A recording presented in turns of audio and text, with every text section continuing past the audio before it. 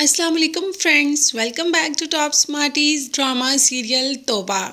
सिद्दीकी साहब सारिम से तो बहुत ज़्यादा नाराज़ हैं। जब सारिम सब कुछ जानता था तो सबके सामने सारिम ने क्यों नहीं बताया, क्यों अनमोल को बेगुनाह साबित नहीं किया। अब तो सारा मोहल्ला अनमोल पर ही थू थू करता है और उंगलियां उठाता है। साथ साथ बहन का भी गिला कर दिया कि मेरी तबीयत इतनी ख़राब रही और बहन जिसको मैं अपनी माँ की तरह समझता हूँ वही मेरे घर नहीं आई।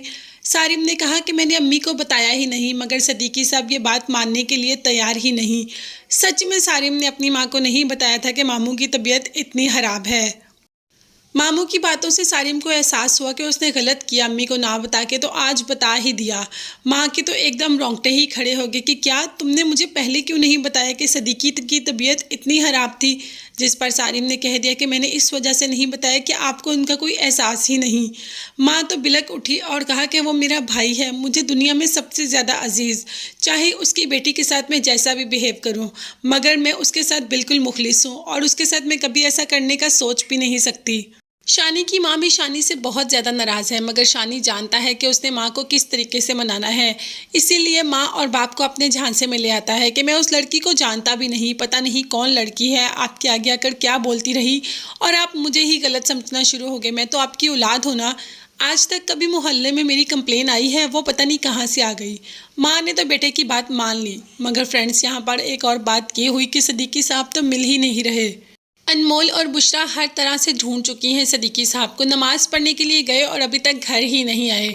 दरअसल सिद्दीकी साहब जब नमाज़ पढ़ने के लिए गए तो वहाँ पर पुलिस पहुँच गई और ये कहा कि आपने जो कंप्लेन करवाई थी ना, उसके बारे में कोई बात करनी है, इसीलिए आप थाने आ जाएं।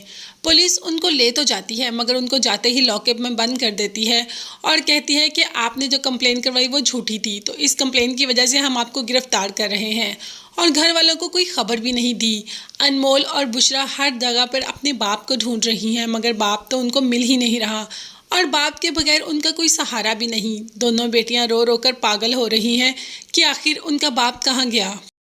फिर बुशरा को शानी का नाम ही जहन में आता है कि शानी ने ही मेरे बाप को अगवा किया होगा, इसीलिए पहुंच जाती है शानी के ऑफिस और कहती है कि तुमने मेरे बाबा को अगवा किया, मैं तुम्हें छोड़ूंगी नहीं, तुम मुझे जानते नहीं, इतनी अच्छी नहीं हूँ मैं, जब बुराई पे आ जाती हूँ तो बहुत बुरी बन जाती हूँ, मैं तुम्हारा कच्चा टीटा सबके सामने खोल दूंगी। जिस पर शानी कहता है कि देखो बीबी, अगर मैंने अगवा करना होता तो तुम जैसी हसीन पड़ी को अगवा करता, भला तुम्हारे बाप को अगवा करके मुझे क्या मिलेगा।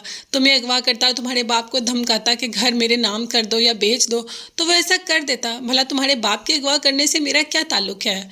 अनमोल को शानी की बात में लॉजिक तो लगा, तो फिर अल्लाह के हजूर गिड़गिड़ाने बैठ गई। जब हर दरवाज़ा बंद हो जाता है तो एक दरवाज़ा तो हमेशा खुला होता है ना। अल्लाह के हजूर दुआ की और अपने बाप को ढूंढने के लिए निकल गई। बुशरा ने कहा भी कि हम सारिम भाई को बता देते हैं, मगर नहीं, इस बार अनमोल अपनी लड़ाई अकेले ही लड़ना चाहती है।